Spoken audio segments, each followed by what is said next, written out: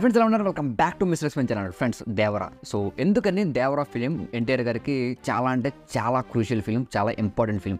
So దీనికైతే 5 reasons ఉన్నాయి. So ఈ 5 రీజన్స్ అనేవి చాలా స్ట్రాంగ్గా అనిపిస్తాయి అనమాట. మీకు చెప్పిన తర్వాత నిజమే కదా. సో ఈ 5 థింగ్స్ కూడా చాలా ఇంపార్టెంట్. సో ఫ్యాన్స్కి అయితే ఎస్పెషల్లీ చాలా చాలా ఇంపార్టెంట్ ఇవి.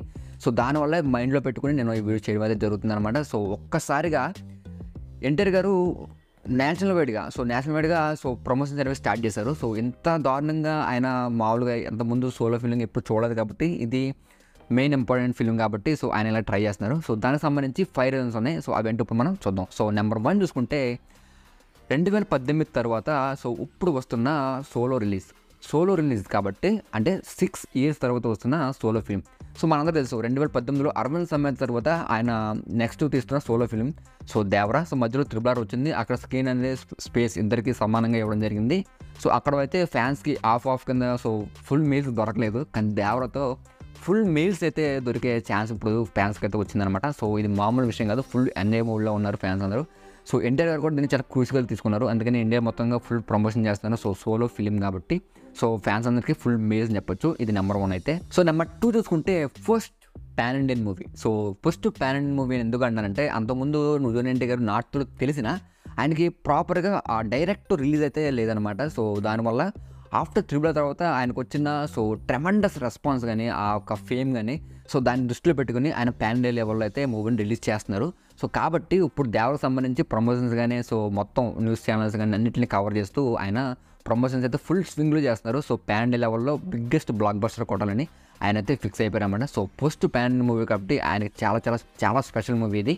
సో డెఫినెట్గా ఇది హిట్ అవ్వాలని చాలామంది కోరుకుంటారు. ఎందుకంటే పాన్ ఇండియా లెవెల్లో ఒక్కసారి హిట్ సక్సెస్ వచ్చిందంటే ఆ తర్వాత ఆయన గ్రాఫ్ అయితే చూడనవసరం లేదు. విపరీతంగా గ్రాఫ్ పెరుగుతుంది. ఎగ్జాంపుల్ చూసుకుంటే మన ప్రభాస్ గారి గ్రాఫ్ చూస్తే ఎలా ఉందో ఇప్పుడు ప్రజెంట్. సో ఆ ఒక్క దారిలోనే వీళ్ళు కూడా వెళ్తే కనుక డెఫినెట్గా వీళ్ళు కూడా ఇండియాలోనే one of the best pan Indian stars అయితే అయ్యే ఛాన్స్ అయితే ఉంది. అండ్ నెంబర్ 3 చూసుకుంటే సో ఎన్టీఆర్ గారు అలాగే కొరటాల శివ గారి కాంబినేషన్. సో ఈ కాంబినేషన్ గురించి నేను పర్టికులర్గా చెప్పాల్సిన పని లేదు. ఎందుకంటే మనం లాస్ట్ సో చూసాం. సో 2016లో చూస్తే జనతా గ్యారేజ్ వచ్చింది. సో జనతా గ్యారేజ్ తర్వాత వాళ్ళ కాంబినేషన్లో వస్తున్న ఒక బిగ్గెస్ట్ మూవీ అని చెప్పొచ్చు. ఎందుకంటే డైరెక్టర్ కొరటాల శివ గారు కూడా పాన్ ఇండియా లెవెల్లో డెబ్యూట్ చేస్తున్నారు. సో ఆయన రీసెంట్ ఇంటర్వ్యూలో కూడా చెప్పారు my post pan Indian debut movie అని. సో అర్థమైపోయి ఉంటుంది. సో ఆయన యొక్క కాంబినేషన్ పాన్ ఇండియా లెవెల్లో ఎన్టీఆర్ గారు ఎలా కష్టపడుతున్నారు, డైరెక్టర్గా కూడా యాజ్ ఎ డైరెక్టర్ కూడా ఆయన అంతలా కష్టపడతారు. సో వీళ్ళిద్దరు కలిపి ఒక pan India level blast create చేద్దామని అయితే ఫిక్స్ అయిపోయారు అనమాట. సో మన ఆ టీజర్, ట్రైలర్, సో సాంగ్స్ కూడా చెప్పచ్చు ఎస్పెషల్లీ. సో అనిరుద్ధ్ సో వీళ్ళందరూ కాంబినేషన్లో వస్తున్న సినిమా కాబట్టి especially NTR and Koratala. So దీనికి ఒక మంచి డెఫినేషన్ ఉంది. ఎందుకంటే మనం చూడొచ్చు. సో జనతా గ్యారేజ్ ఒక మంచి మెసేజ్ ఓరియంటెడ్ ఫిల్మ్ కాబట్టి సో మనకి రీజనల్గా అది బిగ్గెస్ట్ హిట్. సో ఇప్పుడు పాన్ లెవెల్లో హిట్ కొడదామని ఇద్దరు ఫిక్స్ అయిపోయారు. సో ఇద్దరు కాంబినేషన్ వస్తుంది కాబట్టి కొంచెం స్పెషల్గా ఉంది. అండ్ నెంబర్ 4 చూసుకుంటే డబుల్ క్యారెక్టర్. సో మీరు విన్నది కరెక్టే. సో ఎన్టీఆర్ గారు డబుల్ క్యారెక్టర్ చేస్తున్న సో మూవీ అనమాట ఇది. సో ఎందుకంటే లాస్ట్ ఫిల్మ్ చూస్తే మనం సో జైలు అవకాశాలు మనం ఆయన ట్రిపుల్ క్యారెక్టర్ చేశారు. సో ఆ తర్వాత మళ్ళీ డ్యూయల్ క్యారెక్టర్లో మనకు కనిపిస్తుంది అయితే ఈ మూవీ అనమాట. సో ఎందుకంటే అంతకుముందు వచ్చిన ఫిల్మ్స్లో కూడా సింగిల్ క్యారెక్టర్ చేశారు. సో డబుల్ క్యారెక్టర్ చేస్తే డబుల్ ఇంపాక్ట్ ఉంటుంది. సో డబుల్ స్ట్రెంత్ ఉంటుంది. ఆటోమేటిక్గా ఆడియన్స్లో కూడా అలాగే ఫ్యాన్స్లో కూడా ఒక ఎక్సైట్మెంట్ ఉంటుంది. సో డబుల్ క్యారెక్టర్ అంటే oh my god. So 2 variations ఉంటాయి, 2 డైలాగ్ డెలివరీస్ ఉంటాయి, 2 కైండ్ ఆఫ్ క్యారెక్టర్స్ ఉంటాయి. సో ఇలాంటి అన్నిటిని క్యాప్చర్ చేస్తూ సో మనకి ఎంటర్టైన్మెంట్ని ఇవ్వాలి అని ఫిక్స్ అయ్యేటప్పుడు సో డెఫినెట్గా కొంచెం హార్డ్ ఇది. అంటే యాజ్ ఏ యాక్టర్గా ఎన్టీఆర్కి ఇది హార్డ్ అయిన విషయం. కానీ సో యాజ్ ఎ ఫ్యాన్స్కి ఇది ఒక ట్రీట్ అని చెప్పొచ్చు. ఫుల్ మీల్స్ బొనాన్సా అని చెప్పొచ్చు. సో అలా ఉందన్నమాట. సో డెఫినెట్గా యాజ్ ఏ ప్రతి ఒక్క ఆడియన్స్ కూడా సో సలార్లో ఇప్పుడు మనం ప్రభాస్ గారు టూ క్యారెక్టర్స్ సో అనుకున్నాం కానీ కుదరలేదు. కానీ ఒక సింగిల్ క్యారెక్టర్ కదా. సో అంటే ఆ ఎక్సైట్మెంట్ న్యూస్ ఉంటేనే మనకు ఒక ఎక్సైట్మెంట్ వస్తుంది కదా. సో అలాగే సో ఇక్కడ కూడా ఎన్టీఆర్ గారు డ్యూయల్ క్యారెక్టర్ చేస్తున్నారు. సో యాజ్ ఏ వరా అలాగే దేవరా సో 2 క్యారెక్టర్ చేస్తున్నారు కాబట్టి డెఫినెట్గా ఫుల్ మీల్స్ అని చెప్పొచ్చు. అండ్ నెంబర్ 5 మోస్ట్ ఇంపార్టెంట్ అనమాట ఇది. సో ఎవరినైనా చెప్తారు. సో ఎందుకంటే ఆఫ్టర్ రాజమౌళి ఫిలిం తర్వాత ప్రతి హీరోకి కూడా ఫ్లాపే వస్తుంది.